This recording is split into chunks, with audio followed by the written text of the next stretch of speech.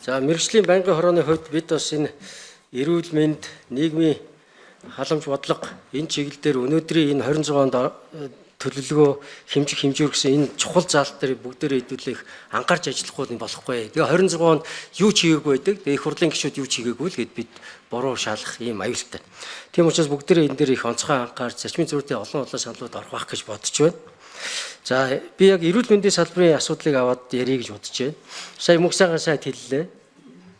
Төсөв мөнгө нь хүрэхгүй байна. Бодлогоо саналаа оруулаад байна. Эдийн засгийн энэ асуудлыг дэмжээгүй байна гэж надад одоо харагдаж байна. Жишээлбэл одоо 24 оны гүйцэтгэл 25 оны эрүүл мэндийн даатгалын тусламжийн гүйцэтгэлийг харьцуулаад харахад 316 тэрбум төгрөг цогтодсон шүү дээ. Хүрэхгүй. Тусламжаа санхүүжиж хүрэхгүй. Тэгээд байхад энэ бодлогын бичиг баримт дотор эрүүл мэндийн тусламжийг сайжруулах, эрүүл мэндийн даатгалын санг өсгөх, их үүсвэрийг нэмэгдүүлэх ямар ч бодлогын нэг өгүүлбэрч алга байна. Бүр нэг өгүүлбэрч байхгүй. Тэгэхээр чи одоо ахаал ингэж байж юм уу? Мөнх сайхан сайд энэ дээр чи бүр тулт нь явахгүй юм уу? Хэрэгжихгүй ш нь чараа. Тэгэл одоо ахаал өөр хүрсэн, ахаал байхгүй. За дээрэс нь бид одоо эмийн чанарын асуудлыг иргэд Монголд байгаа иргэд одоо эмэндээ идэхгүй болцсон. Баахан үлдэн шингийн туслууд ороод ирдэг болцсон. Тэгээ хүнс эмийн лавлгаа лаборатори нэгтгэх нь хичээлчээд тавьсан төсөв нь ердөө 450 сая төгрөг шүү дээ. Хүнс эм хоёроо хоёулангийн нэгтгээд чанарын шалгадаг лаборатори болох гэдэг байгаа шүү дээ. Цаад эмийн лавлгаа лаборатори чинь доороо 1 тэрбум 200 сая байж бид зах зээл дээр байгаа эмүүдийг санамсгүй төвлөлтөөр татаж аваад чанартай байна уугүй юу гэдэг сэр дугаар нь шалгая гэдэг шүү дээ. Тэгээ ийм асуудлууд нь яагаад орж ирэхгүй байгаа юм бэ? Тэгээ ер нь бол эрүүл мэндийн салбарыг ингээ харах юм бол бид нийгмийн эрүүл мэндийн тусламжийн тухай хуультай болчихсон. Эрүүл мэндийн тусламжийн тухай хуультай. Энэ хоёр хуулиар нь харах юм бол нийгмийг урьдчилан сэргийлдэг, өвчлөхгүй байхад ямар төсөв суулгасан бэ гэдэг энэ бичиг баримтаас юу ч харагдахгүй надад. Гэхдээ яагаад ингээ бодлогоор нь ингээ тус нь ингээ тодорхой болгож болохгүй байгаа. Жишээл халдвар төвчнүүдэд бид яаж бууруулах юм? Жишээл одоо энэ дээр одоо сөрөө өвчнийг чинь одоо илрүүлтийн ерөөсөө дэвшил гаргасан зүйл юу ч алга. Ямар ч бодлогын хэмжүүр алга. Дээрээс нь төсвийн доктортой байдлын зөвлөлөөс гаргасан юун дээр энэ бичиг баримт дүгнэлтэн дээр хэмжүүргүй байна, хитрхи ерөнхий байна гэдэг. Манай эрүүл мэндийн салбар бол хэмжих боломжтой салбар байхгүй юу? Өвчлөлийг тэдэн өөр буулгана, наслалтыг тэдээр нэмнэ гэл энэ чинь зүгээр энгийнээр бодоход л ойлгомжтой байгаа шүү дээ. Тэгэхээр ийм зүйлүүд ерөөсөө байхгүй байна. Тийм учраас энэ дээр бас зарчмын зөрүүтэй саналууд оруулъя гэсэн саналтай байгаа. За дээрэс нь одоо жишээлбэл одоо олон нийтийг хамарч байгаа энэ илэгний гепатит D вирусыг за гишүүнтэй санал нэг байна. Одоо энэ дээр та хэд манд байнгын орооны бид нар бол нэмэгдүүлэх одоо энэ тулталны явна гэж таны хэлснээр явж байгаа. Тэгээ одоо байнгын ороон дээр энэ дээр бас зарчмын зөрүүтэй саналууд оруулаад энийг бүр бодлогын бичгээр тусах боломжтой ш. Тэгэхээр та бүхэн маань энэ дээр нь бас анхаарал өгөх нь зүг баха. Бид нэр цаашдаа эмийн бодлого дээр бол онцгой анхаарал хандуулж байгаа. Тэр яг эмийн өөрийнх нь лабораторийн төсөв мөнгө нь бол шийдэгдсэн гэдэг байгаа. Тэр хяналтын лабораторийг эм хүнсийн хяналтын лабораторийг нь тусад нь гаргаж байгуулах асуудал.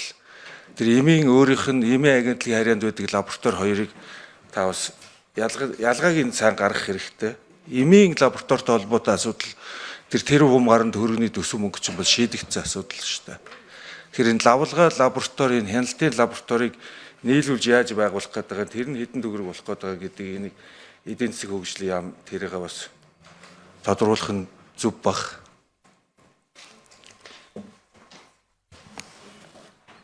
За 5 дугаар микрофон Эрдэнэт. Дараа эдийн засаг хөгжлийн яамны хөгжлийн нэгдсэн бодлого. Ер нь эрүүл мэндийн салбар чухал гэдэгтэр бид бүх санал нийлж байгаа. Тийм ч учраас улсын хөгжлийн жилийн төлөвлөгөө болон засгийн газрын үйл ажиллагааны хөтөлбөр дээр хүний хөгжил гэдэг том бүлэг энэ бүлгийн үндсэн одоо 3 хэсэг үндсэн одоо гол юм нь бол 2 элемент нь болохоор боловсрол эрүүл мэнд байгаа. Эрэгчүүд бол боловсролыг дэмжих жилгээ зарласан. Үүнтэй холбоотойгоор ер нь яг энэ хүний хөгжил гэдэг дээр нийт одоо юу гэдгийг дөрвөн бүлэг буюу дөрвөн тэргүүлэх чиглэлийн чухал хэсэг учраас төлхөө мэдээж хэрэг анхаарч байгаа.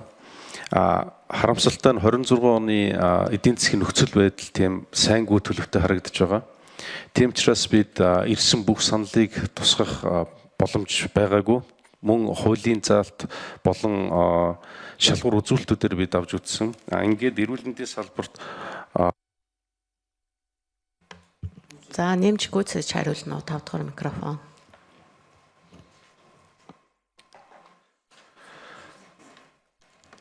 оны хөгжлийн төлөвлөгөөнд нийт 615 тэрбум төгрөгийн 15 төсөл арга хэмжээний санал ирүүлснээс 7 төсөл арга хэмжээнд тусаад нийтдээ 488 тэрбумын одоо санхүүжилт ингэ шаардлагатайгаар орж ирж явж байгаа.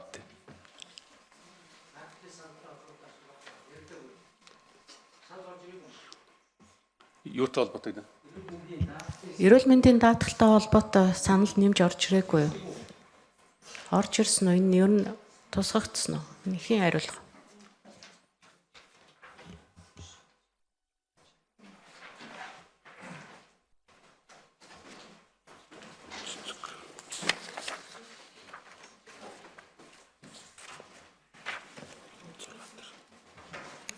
За оюун цэцэг дарга хариулна уу? Эрүүл мэндийн яамны стратеги төлөлтийн газрын дарга 6 дугаар микрофон. За гишүүний асуултанд хариулъя. Ерөнхийдөө эрүүл мэндийн салбараас бол сая гишүүний яригдсан асуудлуудыг бид нар бол бас тусгаж авч үзсэн. Ажлын хэсэг дээр бол энэ маш олон удаа яригдсан байгаа. За 24-с 28 оны үйл ажиллагааны хөтөлбөр дээр бид нар эрүүл мэндийн даатгалын шимтгэлийг жил болгон нэмэгдүүлэх асуудлаар оруулсан. За 25 онд бид нар шимтгэлээ нэмэгдүүлж чадсан учраас 26 оных дээр эдийн засгийн нөхцөл байдлыг үнэлж үзээд энэ удаад шимтгэлийн асуудлыг бол 26 онд төр хойшлуулъя гэж утсан байна. За түрүүн яригдсан эм эмнэлгийн хэрэгслийн лабораторийн асуудал. За лабораторийн асуудал дээр бид нар тоног төхөөрөмжөөр хангах, за эм эмнэлгийн хэрэгслийн лабораторийн ажилтнуудын чадварыг нэмэгдүүлэх асуудлыг бас тусгасан. За энэ маань бол бас үйл ажиллагааны зардлаар хэрэгжих боломжтой гэд 26 оны төлөвлөгөөний төслөөс бол хасагдсан байгаа. За түүнээс гадна эм эмнэлгийн хэрэгслийн үйлдвэрлэлүүдэд үйлдвэрлэлийн зохистой дадлыг нэвтрүүлэхэд шаардлагатай дэмжлэг болох санхүүжилтийг бид нар бас тавьж өгсөн. Өөрөөх юм бол нөгөө JMP-гийн За гүйцэж хариулна уу? Гүйцэж хариулна уу? 6 дугаар микрофон. За энэ дээр бид нар бас энэ JMP-гийн стандарт нэвтрүүлэх үйл ажиллагааг бас төсөлдөг хийгээд явуулсан. Бас энэ маань бол үйл ажиллагааны зардлын хүрээнд хэрэгжих боломжтой гэдэг бас зардал маань хасагдсан байгаа. За нийгмийн эрүүл мэндийн тусламж үйлчилгээний хувьд бол бид нар нийгмийн эрүүл мэндийн тусламж үйлчилгээний тухай хуулиа бэхжүүлэх зорилгоор ер нь бүх аймагуудад нийгмийн эрүүл мэндийн төвөө байгуулах асуудал маш олон жил шийдвэрлэж чадахгүй байгаа. Энэ асуудлаа бас тусгаж орсон. Даана харамсалтай нь хасагдсан. Тэгээ илүү хөрөнгө оруулалт талдаа энэ 26 оны төлөвлөгөөний төсөл тавигдсан.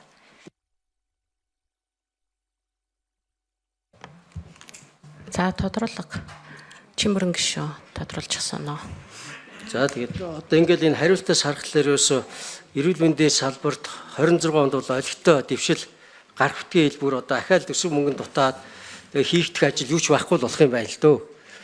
Одоо эдийн засгийн яамныхын та бүхэн нэг юм анхаараарай. Одоо ингээд эмнэлгүүч чинь анхан шат болон лавлгаа шатлын эмнэлгүүч одоо төлбөр авахгүй бол бид санхүүжилт байхгүй учраас иргэдээ авахгүй гэдэг ийм байдал орчод байгаа шүү дээ. Тэгээ санхүүжилтийн тогтолцооч өөрөө гажичаад байна. Болохгүй байна. Тэгэд та бүгдээс иргэдээс авдаг татварыг нэмэгдүүлэх арга хай гэж хэлээгүй шүү дээ. Өөр одоо их усрууд байгаа шүү дээ. Зөндөө одоо их усрууд байж. Жишээлх юм бол одоо арх тамхитай холбоотой асуудал байж байна. Арх тамхины татвар, чихэрлэг ундааны татвараа нийгмийн эрүүл мэндийн тусламж руу шууд татах боломжууд нь байгаа шүү дээ. Ийм бодлогын том их усрыг нэмэгдүүлэх аргууд хай л да. Одоо дотоодын нийт бүтээгдэхүүнийхээ хувийг эрүүл мэндэд зарцуулах хувиа ингээд үе шаттайгаар зоригтой нэмэх.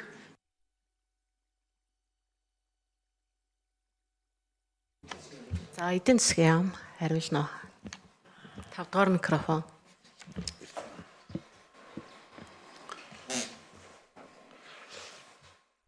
Чимбэрэн гишүүний асуудлыг санал гэж хүлээж авч байна. Хөгжлийн жилийн төлөвлөгөө боловсруулахад би дахиад түрүүний хэлснээр хүний хөгжил дээр төлхөө анхаарад энийгээ болохоор зохицоор нь хүний Монгол хүн эрүүл байх, Монгол хүн боловсролтой байх гэж хараад энэ дээр бол нийт 1.7 их 80 төгрөгийн ингээд томоохон төсөл арга хэмжээнүүд явж байгаа.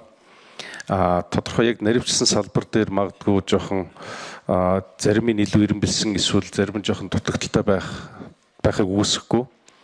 Тийм учраас Чимбүрэн гишүүний асуудлыг бол санал гэж байна. Тэрнээс яг эрүүл мэндийн салбарыг тэр чигээр нь орхисон юм бол байхгүй. Эрүүл мэндийн салбар дээр олон төсөл арга хэмжээнүүд орсон байгаа. Цаашдаач мэдээж хэрэг энэ 4 жилийн хугацаанд энэ том агуулгаараа эрүүл мэндийн салбарыг онцгой анхаарал ажиллах болно. За тодруулах гинөө Чимбүрэн гишүү. За мөнх сайхан сайд бас хэлмээр байгаа. Энэ бид хүнс эми лавлгаа лабораториа нэгтгэх гэсэн үргэлж өгöd байгаа шүү дээ. Одоо үргэлгэн баахан лабораториуд баахан тус тусдаа нэг л шинжилгээ хийдэг баахан аппаратууд худалдаж авдгаа болоод Монгол улсны аль болохоор бүтээмжтэй дээрэс нь эдийн засгийн хувьд хэмнэлттэй тэгээд ийм зөв тогтолцоо хэрэгжүүлээгээд хоёр лавлгаа лабораторийг нэгтгэгээд хахад үгүй би эмийнхээ тусдаа байна гэж яриад тах юм. Эдийн засгийн яам энэ дээр ямар байсан? Энэ дээр одоо бичснээр бол нэгтгэх гэсэн байна шүү дээ. Та бүхэн юу гэж ойлгоо нэгтгэх гэсэн энэ нэг л тийм зөрөөтэй яриа болоо яваадах юм. Ойлголтоо нэгтгэе хэдүүлээ.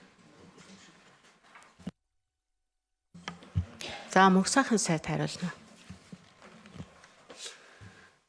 Энэ эрүүл мэндийн салбар чинь өөрөө эмийнхээ бодлогыг авч явж, эмийнхээ чанар аюулгүй байдал байнгын орж ирж байгаа юмнууд дээр импортоор орж ирж байгаа юмнууд дээр шинжилгээгээ хийж энэ эмийн бүртгэлүүдээ хийхгүй болохгүй шүү дээ. Тийм учраас эрүүл мэндийн яамны харьяанд байдаг агентлаг, засгийн газрын хэрэгжүүлэгч, ийм эмнэлгийн хэрэгслийн агентлаг өөрөө лаборатори байдгаараа байна.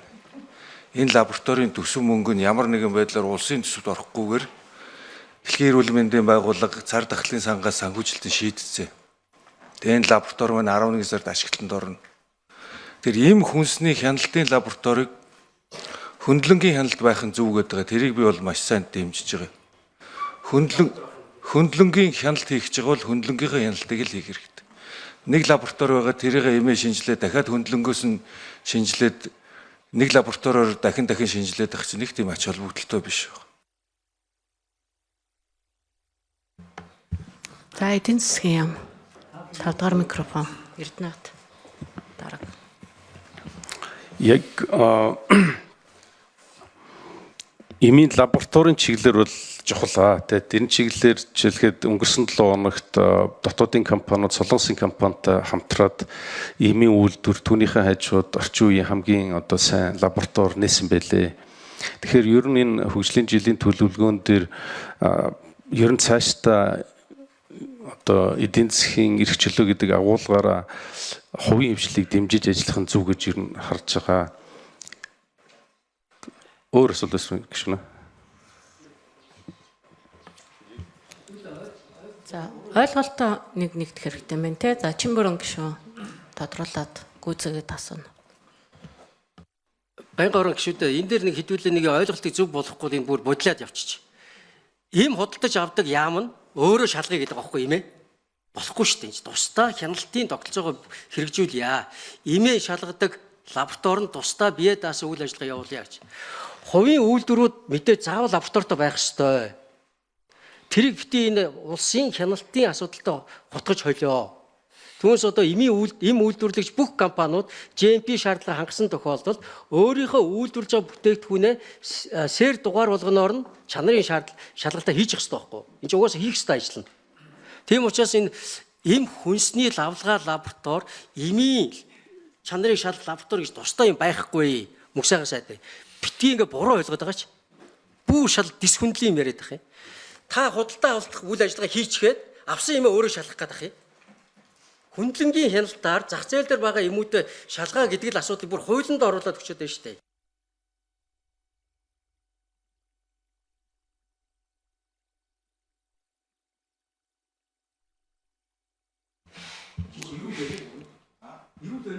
За хэрэлдэхгүй шүү. За юу мөнх сайхан сайд дахиад энэ бүсний лабораторид орж ирж байгаа энэ болгоноо нэрийг шинжилж оруулж ирнэ шүү дээ. тэрийг та хийх шаардлагагүй. Тэгээд юу яриад байгаа юм бэ? Орж ирж байгаа эмий чинь бид нар шинжилгээг нь эхэлж хийж оруулж ирнэ. За тэгээд энэ ийм эмнэлгийн хэрэгслийн агентлаг үнэхээр энэ эмээ зөв шинжилээд зөв эмнүүдээ оруулж ирээд байна уу гэдгийг хөндлөнгийн хяналт хэрэгтэй л гэж байгаа шүү дээ. Түүнээс биш тусдаа биш дээ. Түүнээс биш одоо энэ эмийг оруулж ирж байгаа Тэгээ ямар шинжилгээг оруулж ирчээд дараа нь тэгээд хяналтын лабораториор сонгож авч хяналт хийж шинжилгээ их үү та?